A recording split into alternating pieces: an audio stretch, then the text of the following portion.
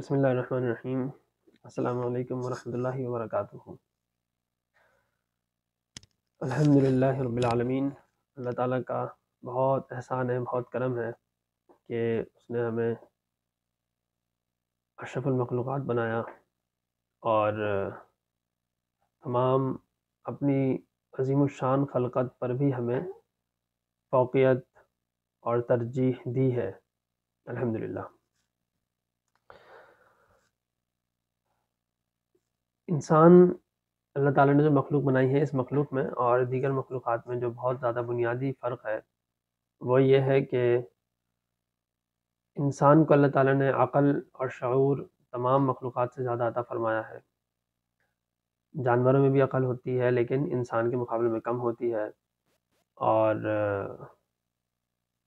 پودوں میں بھی عقل ہوتی ہے لیکن وہ جانوروں سے بھی کم ہوتی ہے۔ اس کے بعد یعنی قرآن کریم سے اور یعنی اسلام سے ہمیں یہ پتہ چلتا ہے کہ پتھروں میں بھی کچھ نہ کچھ ایک عقل ہوتی ہے، لیکن وہ بہت ہی زیادہ کم ہوتی ہے، یعنی وہ پودوں سے بھی زیادہ کم ہوتی ہے۔ خیر، یہ ایک الگ ٹاپک ہے۔ اللہ تعالیٰ نے جب ہمیں اتنی یعنی فضیلت دی ہے تو ہمیں کچھ ذمہ داریاں بھی دی ہوں گی، اور آبویسلی دی ہیں۔ اللہ تعالیٰ نے ہمیں اشرف المخلوقات جو بنایا ہے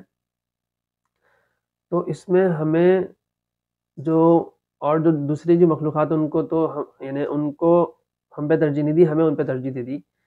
تو اس ترجیح کی وجہ علم ہے، صحیح ہے، یعنی علم ہے، اسی وجہ سے اللہ تعالیٰ نے ہمیں ان پر ترجیح دی ہے۔ اچھا، دوسری بات یہ ہے کہ دیکھیں جو دوسری مخلوقات ہیں نا، ان کو اللہ تعالیٰ نے یعنی بلٹ ان علم دیا ہوا، یعنی ان کے اندر پیدا ہوتے ہی ان کے اندر ان کے لیے جو ضروری علوم ہیں وہ ان کو دیے جا چکے ہوتے ہیں، ان کو زیادہ سیکھنا نہیں پڑتا باہر سے، صحیح ہے۔ موسیٰ علیہ السلام جب فرعون کے دربار میں گئے، ان سے کہا کہ میں رب کی طرف سے بھیجا ہوا پیغمبر ہوں تمہاری طرف، تو فرعون نے کہا کہ بھائی رب تو میں ہوں، تو تمہارا رب کون سا ہے بھائی، یہ جو تم نئی نئی باتیں کر رہے ہو؟ تو حضرت موسیٰ علیہ السلام نے فرمایا ربنا الذی اعطى كل شيء خلقه ثم هدى، میرا رب تو وہ ہے جس نے ہر چیز کو خلقت یعنی پیدائش عطا کی، یعنی خلقت عطا کی، اس کو پیدا کیا اور ایک مخلوق بنایا اس کو، ثم ہدا، پھر اس کو ہدایت دی۔ تو تمام مخلوقات کو اللہ تعالیٰ پیدائشی ایک بنیادی ضروری علوم اس کے اندر جو اس کے لیے ضروری ہوتے ہیں اس کو پتہ ہوتا ہے۔ فار ایگزامپل چوزا ہے، انڈے میں سے نکلتا ہے تو اس کو پتہ ہوتا ہے بلی سے بھاگنا ہے، اور دانے کو چگنا ہے تو کیسے چگنا ہے، اس کو یہ ساری چیزیں پتہ ہوتی ہیں، ٹھیک ہے، ماں کے پاس بھاگتا ہے۔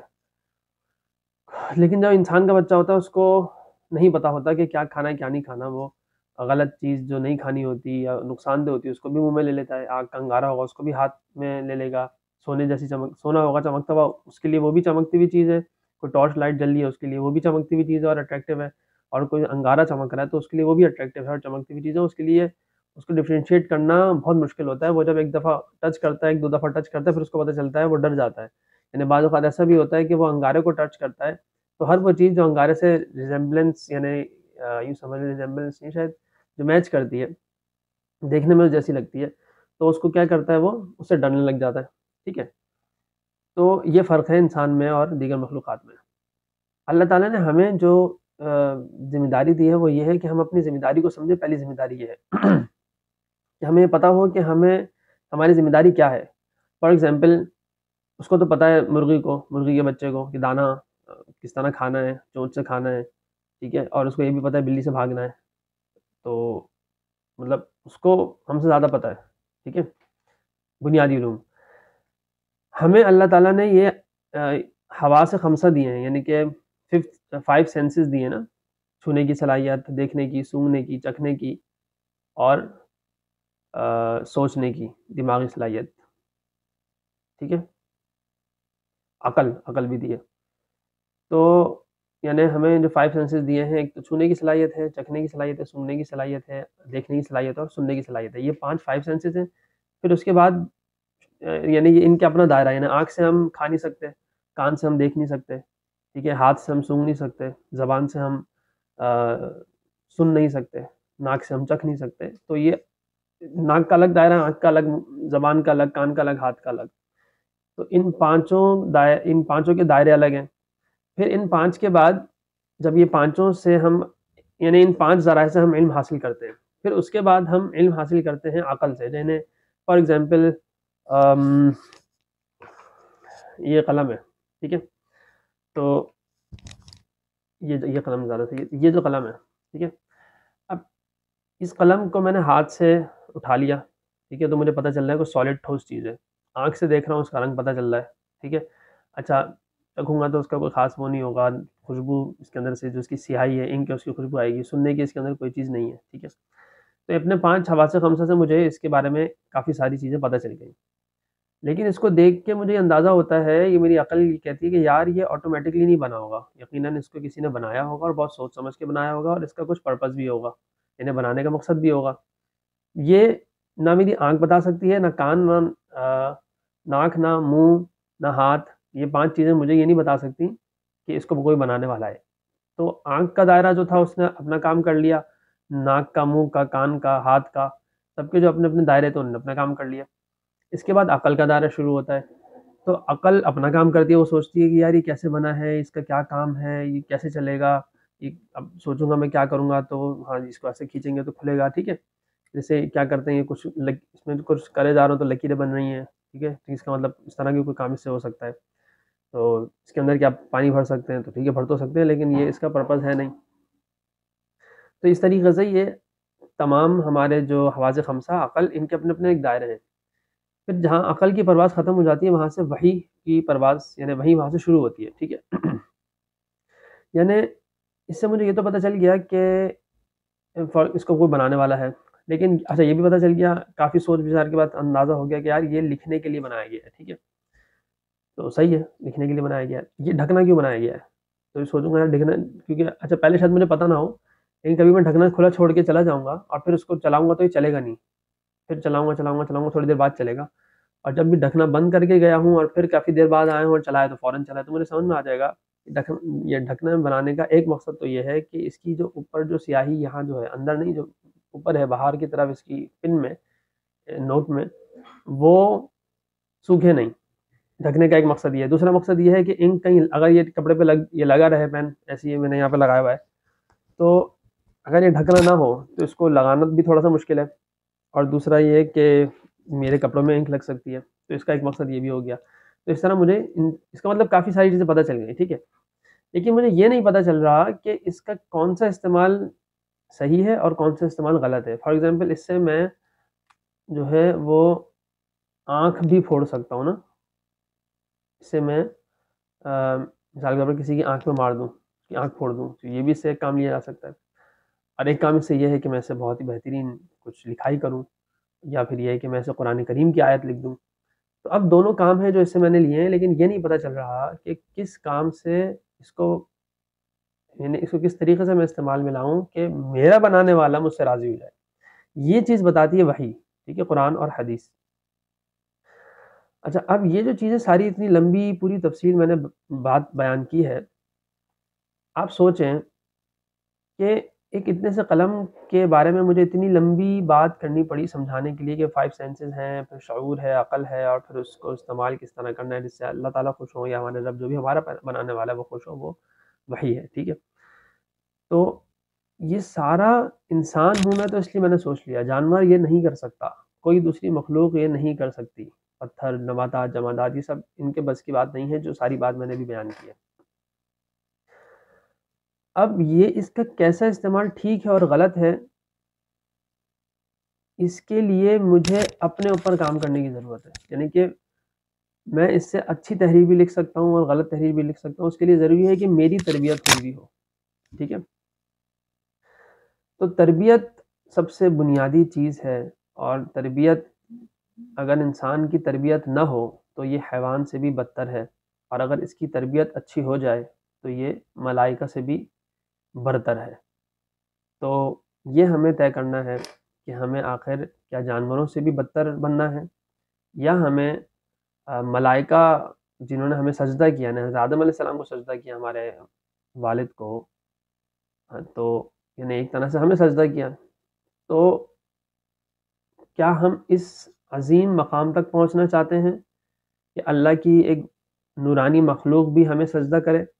یا ہم اتنے پست طبقے میں ہونا چاہتے ہیں کہ قرآن کریم میں اللہ تعالیٰ نے فرمایا ہے کہ اولئک کالانعام بل ہم اضل، کہ یہ وہ لوگ جو یعنی ہدایت کو نہیں سمجھتے، یہ لوگ تو جانوروں کی طرح ہیں، بل ہم اضل، بلکہ یہ تو اس سے بھی زیادہ گمراہ ہیں، اس سے بھی زیادہ یعنی گھٹیا ہیں. ٹھیک ہے، تو اب ہمیں یہ طے کرنا ہے.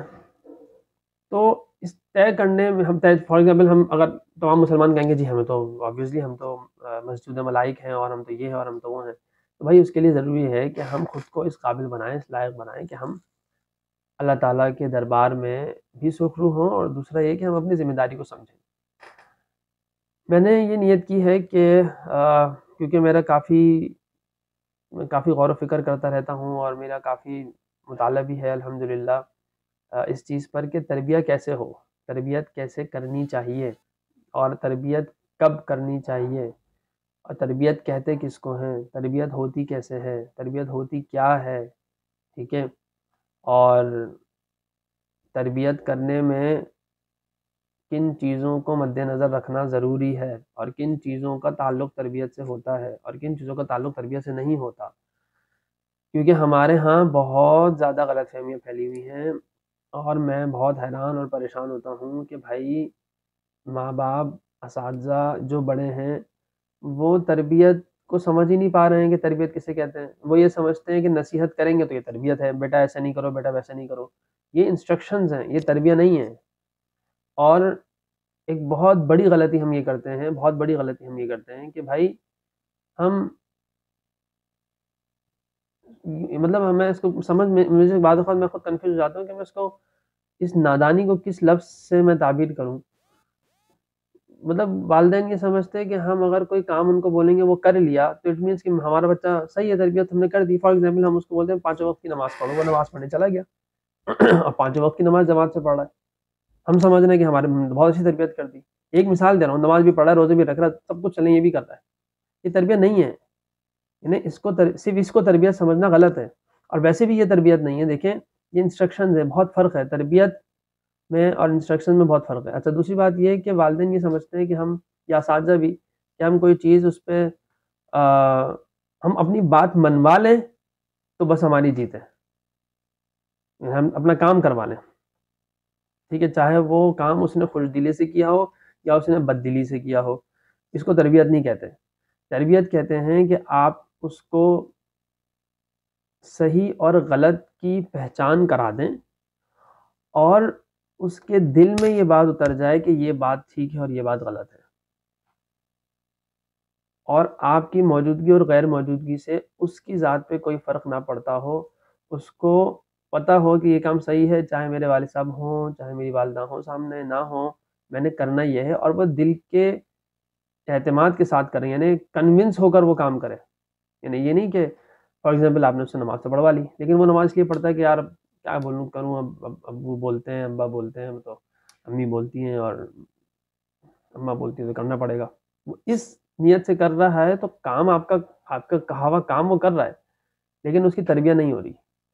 ہم سمجھ رہے ہیں کہ اس کی تربیت ہو رہی ہے، تربیت نہیں ہو رہی. بلکہ عین ممکن ہے کہ ہم بجائے یعنی کہ ہم یوں اس کو اوپر لے جانا چاہ رہے ہیں، ترقی کرانا چاہ رہے ہیں دنیاوی یا دینی طور پر. وہ ترقی نہیں ہو رہی، تنزلی ہو رہی ہے، کیونکہ وہ آپ کی کسی یعنی ڈر کی وجہ سے یا جبر کی وجہ سے، کسی بھی وجہ سے وہ آپ کی بات ماننے پر مجبور ہے خود. ٹھیک ہے، وہ اس لیے کر رہا ہے. جب آپ اور دوسری بات یہ کہ کیونکہ اس کو فلاں کام کی وجہ سے اپنی بہت سی چیزیں چھوڑنی پڑ رہی ہیں. وہ مثال کے طور پر وہ کھیل رہا ہے، آپ نے بولا بیٹا نماز کا ٹائم ہو گیا، نماز پڑھ لو، یا بیٹا ہوم ورک یا کام کا ٹائم ہو گیا، یا آپ لکھ لو، یہ کام کر لو، آپ نے یہ کام نہیں کیا. مثال کے طور پر آپ نے اپنے کمرے کو نہیں سمیٹا، تو وہ اس کو تو آپ نے کھیل کود میں سے اٹھا لیا، چاہے وہ یعنی کمپیوٹر پہ گیم، لیپ ٹاپ پہ گیم کھیل رہا ہو، یا وہ جو کہ بہت غلط ہے. مطلب اس طرح گیم سے بہت بہتر ہے کہ وہ آؤٹ ڈور گیمس میں وہ کھیلے، چاہے وہ آؤٹ ڈور گیمس کھیل رہا ہو، فٹ بال کھیل رہا ہے، کرکٹ کھیل رہا ہے.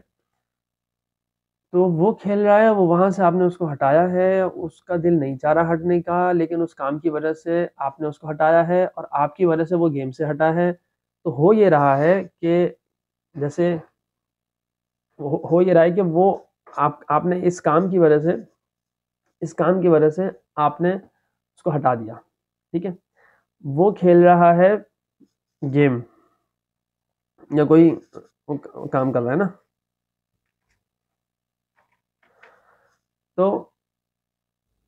اس کو آپ نے اس کی گیم سے ہٹایا، ہٹانے والے آپ ہیں، ٹھیک ہے، اور ایک کام کی وجہ سے ہٹایا ہے۔ تو ہوتا یہ ہے کہ ایک تو وہ سب سے پہلے آپ سے تھوڑا سا چڑھتا ہے، دوسرا ہے کہ اس کو آپ سے چڑ شاید اتنی نہ ہو کیونکہ آپ سے اس کو محبت بہت زیادہ ہے، تو وہ جس کام کی وجہ سے آپ نے اس کو اس کی پسندیدہ چیز سے ہٹایا ہے نا، اس کو اس سے ہٹنے کی وجہ سے اس کام سے نفرت ہو جائے گی، یہ سمجھ لیں۔ چاہے آپ اس کو اسکول کے کام کے لیے ہٹا رہے ہوں، چاہے آپ اس کو کھانا کھانے کے لیے بلا رہے ہوں، چاہے آپ اس کو نماز کے لیے بلا رہے ہوں، چاہے آپ اس کو اپنی خدمت کرانے کے لیے بلا رہے ہوں، اپنے پانی پلانے کے کچھ بھی کسی بھی کام کے لیے آپ اس کو بلا رہے ہیں، آپ اس کو اس کی پسندیدہ چیز سے ہٹا رہے ہیں اور ہٹا کے اس کو جو کام دے رہے ہیں، تو جو چیز اس کی پسندیدہ چیز میں رکاوٹ بنے گی اس سے وہ متنفر ہو جائے گا۔ یہ فیکٹ ہے، یہ منطقی نتیجہ ہے آپ کے اس عمل کا، اس میں اس کی کوئی غلطی نہیں ہے، اس میں آپ کی ناسمجھی اور نادانی ہے کہ آپ اس کو صحیح طریقے سے بات اس سے نہیں منوا پا رہے ہیں۔ آپ کو اس کو اچھے طریقے سے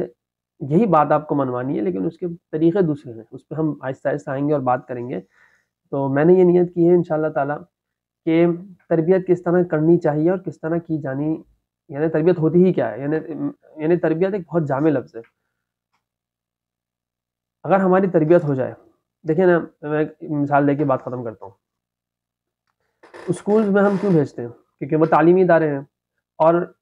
تربیت اور تعلیم والدین کی ذمہ داری تھی، اللہ تعالیٰ نے والدین کی ذمہ داری دی تھی۔ اب ہوتا یہ ہے کہ والدین اپنی اس ذمہ داری سے سبکدوش ہونے کے لیے کوشش کرتے رہے، پھر ہوا یہ کہ اللہ تعالیٰ ہمیں ہدایت دے، اسکولز آ گئے، اور اسکولز تقریباً 250 سال تک تقریباً ہوئے ہیں، زیادہ نہیں ہوئے، یعنی کہ 250-300 سال سے پہلے ہمارے ہاں بر صغیر میں اسکول کا جو آج کل اسکولنگ چل رہی ہے اس کا کوئی کانسیپٹ نہیں تھا۔ تو اسکول آ گئے، پھر ہم نے اسکولس کو دے دیا، اور ہم یہ ایکسپیکٹ کرتے رہے کہ بھائی اسکول بھی تعلیم اور تربیت کرے گا، تو ہم بس صبح اٹھاتے بچوں کو بھیج دیتے، شام میں بچہ آتا ہے، دوپہر میں آتا ہے، اس کے بعد پھر اچھا دوپہر میں بھی آیا تو اس کے بعد پھر اس کی اسکول ہی کے یعنی آرام کیا، کھانا کھایا، پھر اٹھا دوپہر شام تک، پھر اسکول ہی کے ٹاسک شروع ہو گئے۔ تو ہوا یہ کہ ہم یہ سمجھ رہے ہیں کہ اسکول والے سارے کام کر رہے ہیں، تعلیم بھی دے رہے ہیں، تربیت بھی کر رہے ہیں، ہوتے ہوتے چند سالوں بعد، چند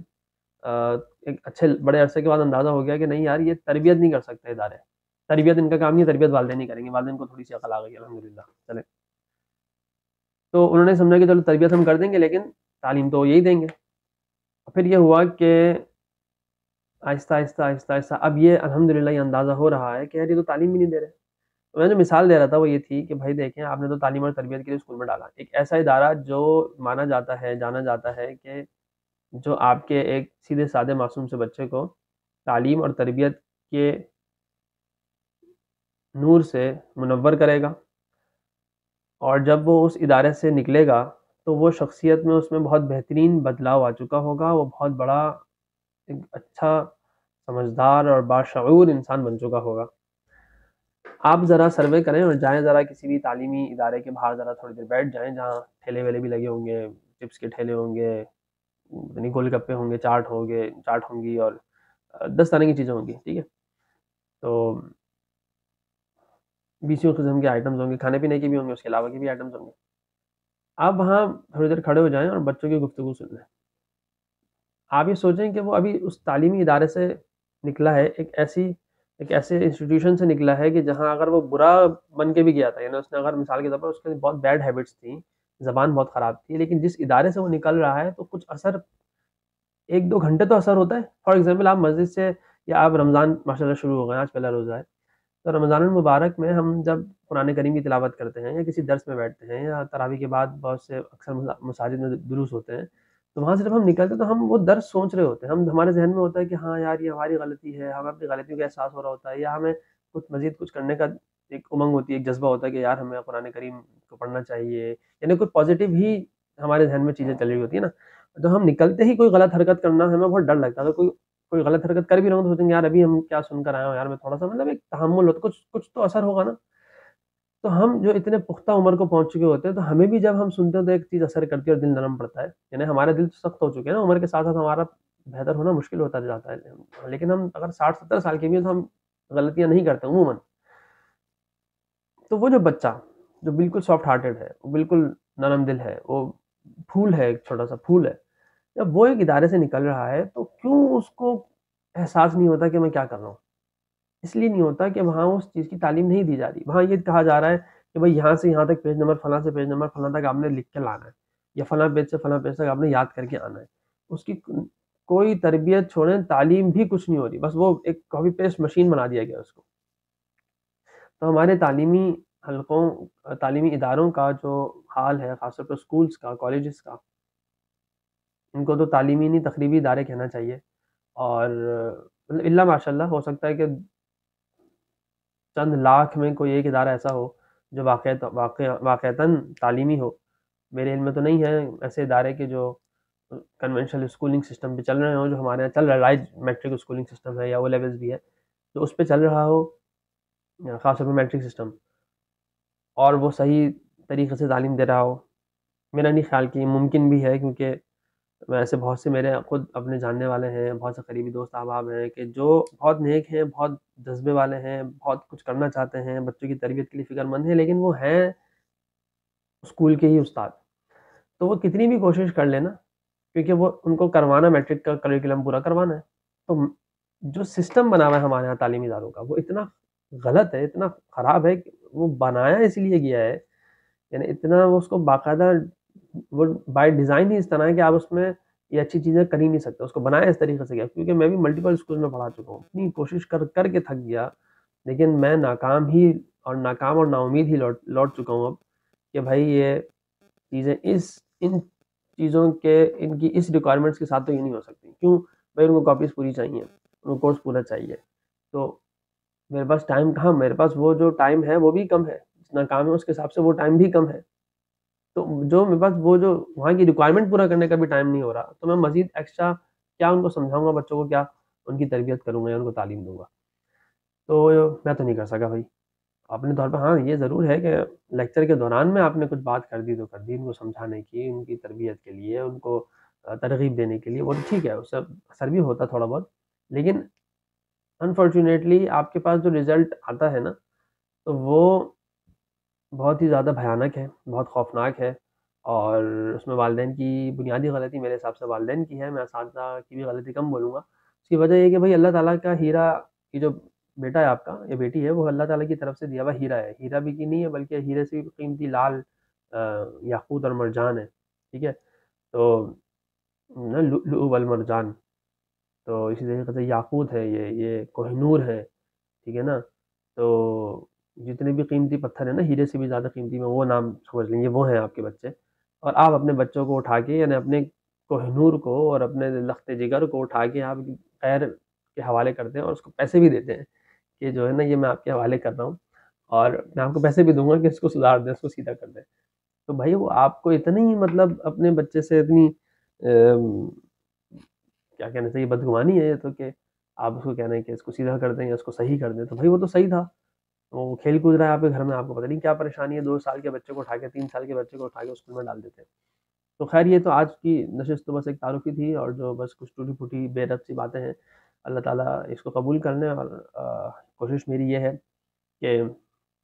ارادہ میرا یہ ہے انشاءاللہ کہ تربیہ کے حوالے سے جو کچھ بھی میں آج تک سمجھ سکا ہوں، اور مزید بھی سیکھ رہا ہوں، میں بھی ایک طالب علم ہوں، اور سیکھتا بھی رہوں گا انشاءاللہ تعالیٰ عظیم، لیکن یہ ہے کہ الحمدللہ مجھے کافی عرصے سے اس بات کا احساس تھا، لیکن میں سوچتا تھا کہ بھائی مجھے تو کچھ نہیں آتا نا، میں مطلب یعنی تصنع نہیں کہہ رہا میں، یعنی بناوٹی یا کیا کہتے ہیں کیا کہنا چاہیے اس کو، تصنع تھوڑا سا سخت لفظ، ثقیل لفظ شاید لگ رہا ہوگا، اردو میں مستعمل نہیں ہے یہ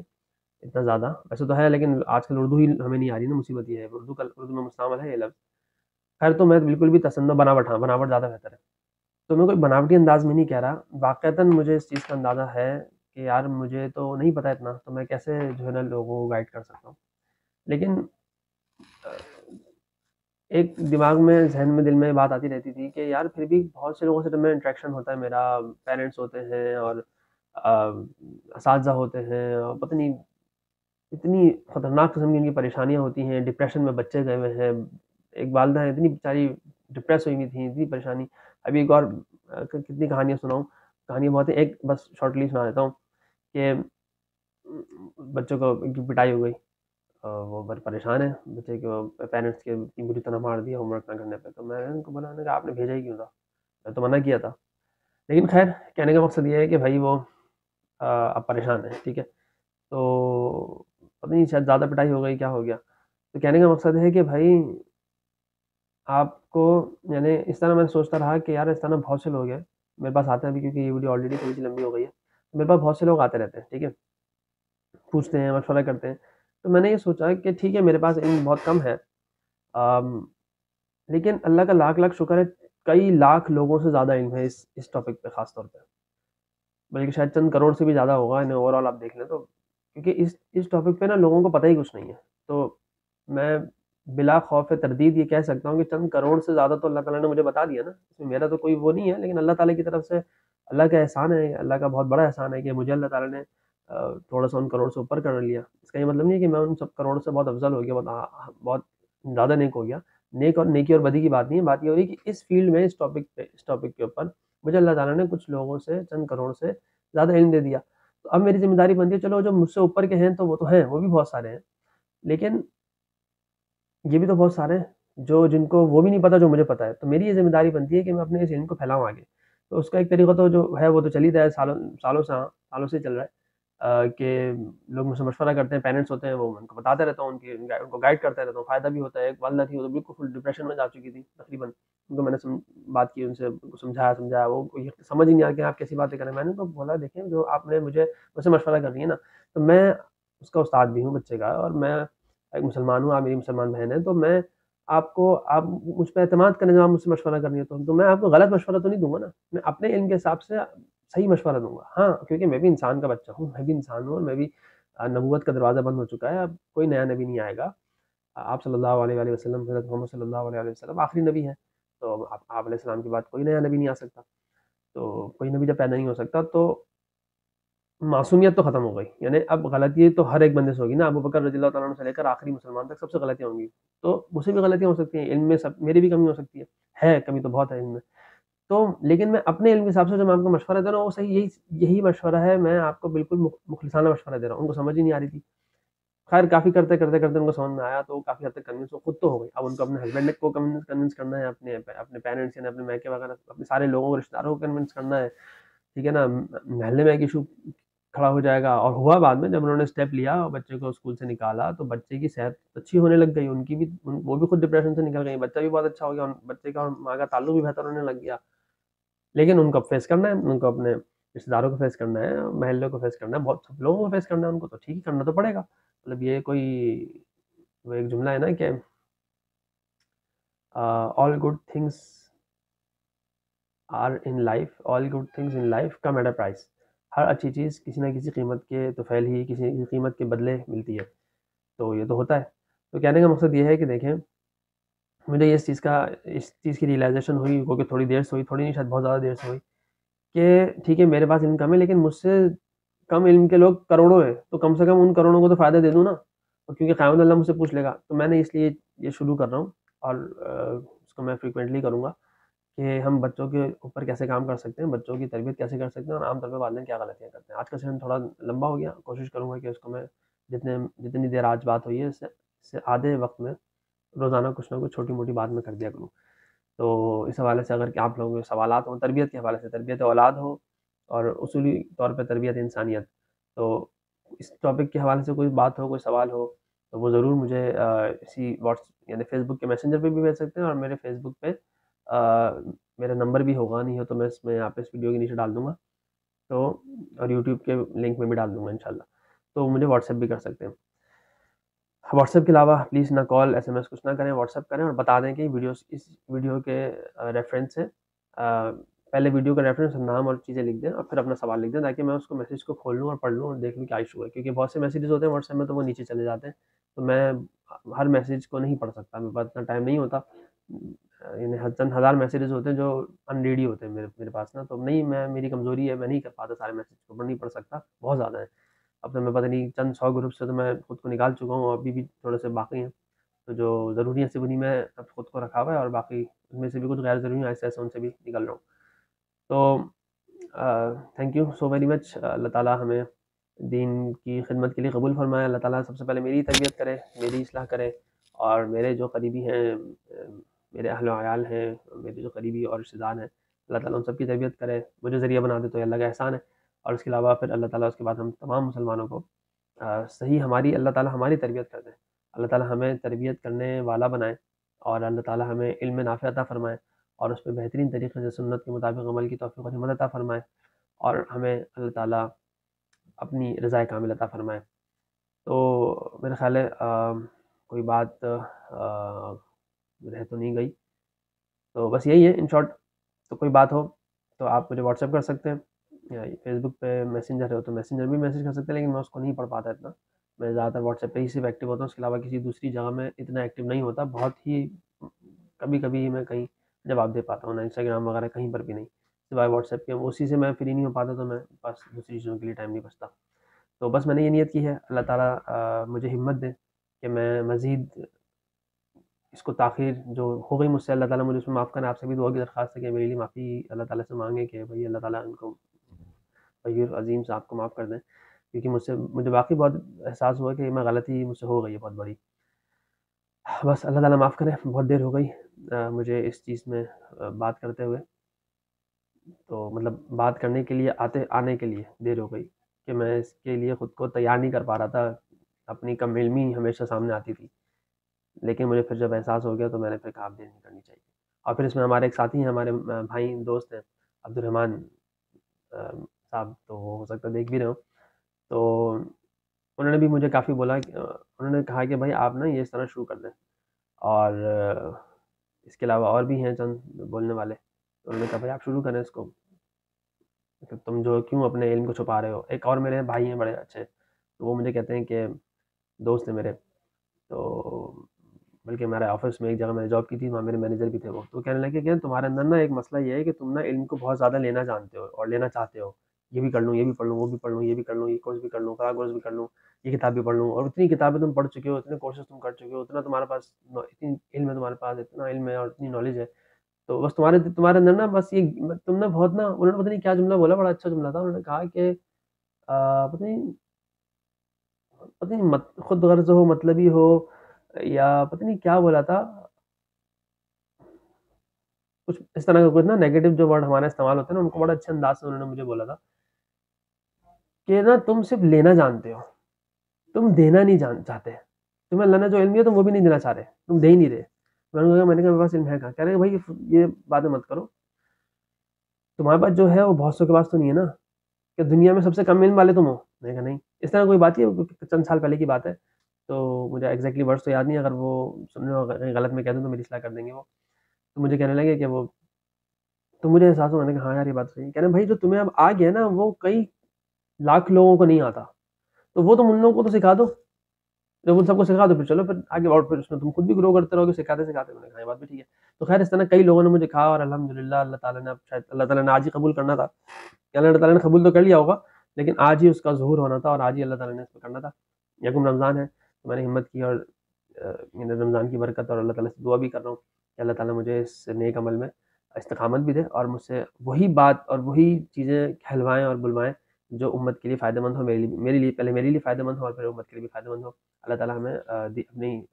رضا کامل عطا فرمائے. جزاکم اللہ خیرہ. السلام علیکم ورحمۃ اللہ وبرکاتہ.